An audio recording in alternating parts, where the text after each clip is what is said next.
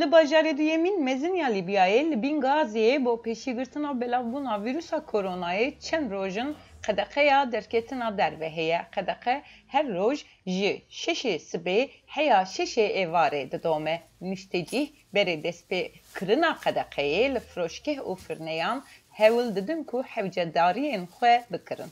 Hêzên ewlîkariyê li serenserê kolanan bicihkirina qedeqeyê kontrol dikin. Wezîrê Navxweyî ya hikûmeta Demkî bo İbrahim Boxnaf piştî biryara ku qedeqekirina rêwîtiya ji erd deryayî û hewayî girt, biryara qedeqekirina derketina derve jî girt.